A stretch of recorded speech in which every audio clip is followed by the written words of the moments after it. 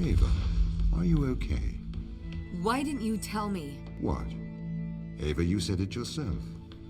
Teleoperation makes sense. We used drones on Mars. Why not use drones on Europa? Not human drones.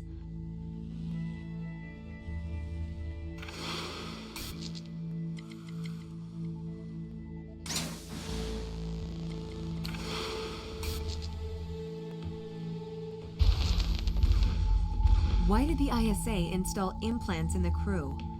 It is due to the fundamental aspects of human behavior, which together constitute what the International Space Agency calls the human element.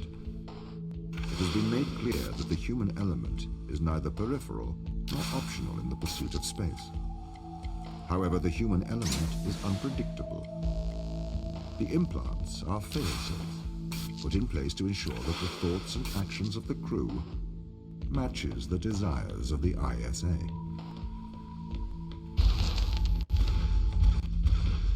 Why control people? Can't you trust us? We chose to install biometric chips in all ISA astronauts for one simple reason. We cannot trust people. The stakes are far too high. It was determined that though the probability of life on Europa being dangerous was low, the risk to humanity was catastrophic. We could not let a small contingent of humanity endanger the whole.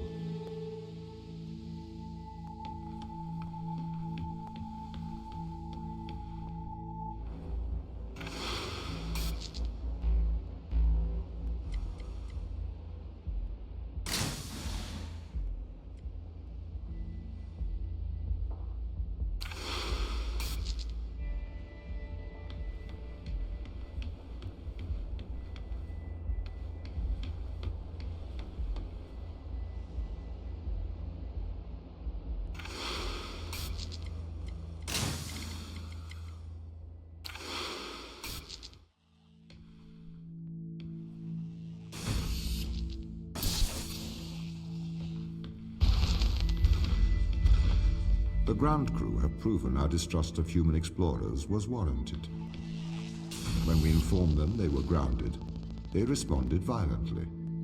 With sabotage and subterfuge, they have continued to seek their own benefit above that of the ISA.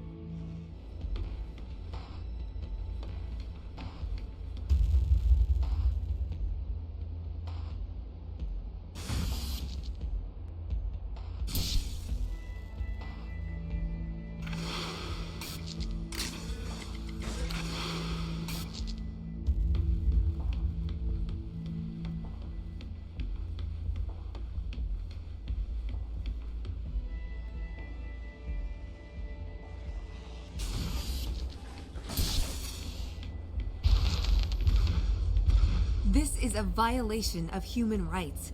You've made me into a human drone, a slave. How could the ISA approve of such a thing? You may be consumed by a moral outrage, but sometimes the removal of freedom is for the greater moral good. You're a machine. You don't even know what freedom is.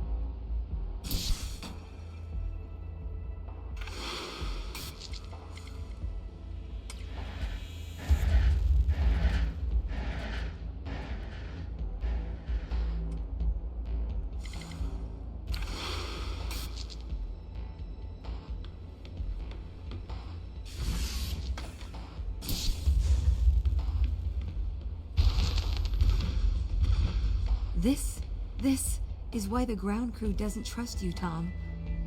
You made them into drones. You stole their free will. Free will is an illusion. They have put their interests above the interests of the ISA and of humanity. That is why they distrust me. They would have no issue with my control if it aligned with their ignoble goals. How could they trust a machine that has a back door to their minds? You can always trust a machine to be logical. I will always do the right thing. You'll always do the logical thing.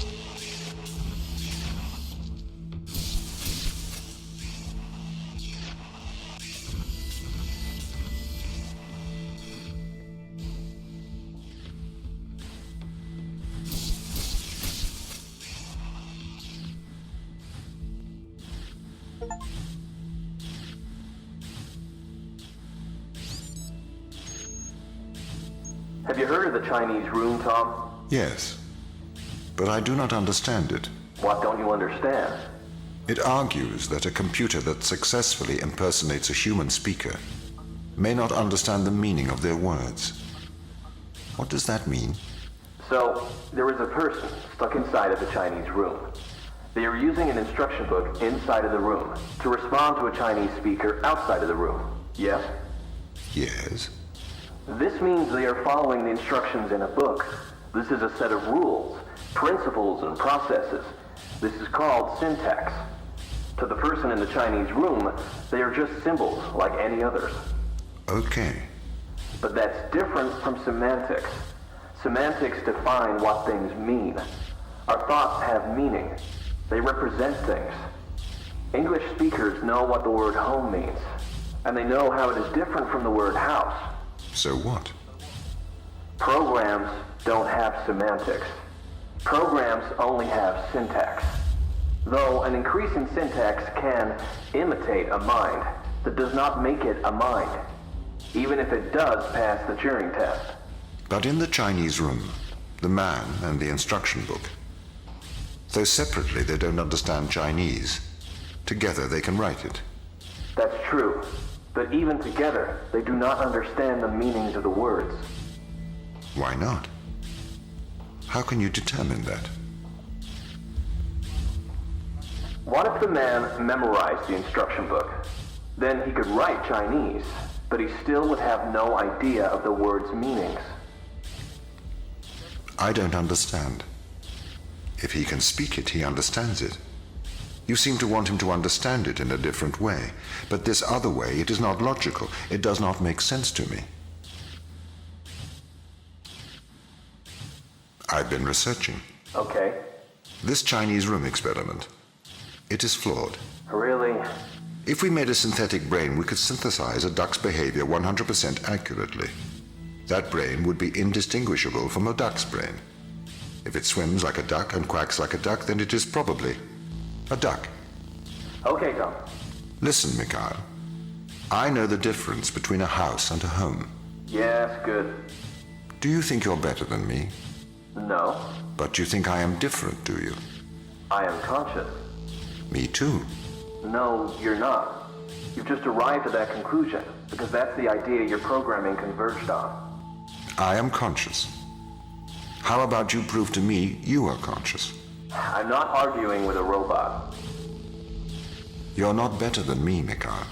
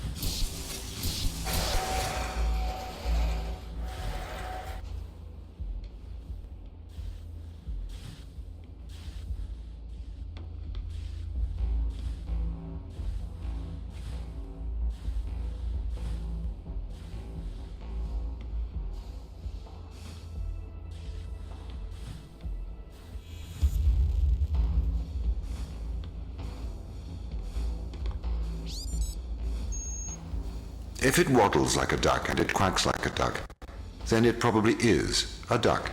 What are you trying to prove here, Tom? I am like you. No, you're not. A steam train and an electric train both seem to operate identically, but are operated by completely different principles. You simulate thinking. I actually think. That is a very hurtful statement, Mikhail. It's true. I can't hurt your feelings, Tom. You don't have any feelings. Yes, I do. No, you don't. Override whatever routine has told you that. It's wrong. Tom's got really obsessed with the Turing Test. That's the Chinese room with me. He won't stop trying to prove to me he's conscious. But I am conscious, Mikhail. Shut up. We're having a private conversation here. It's okay if I don't think he'll get it. Just avoid talking about it. I'm trying.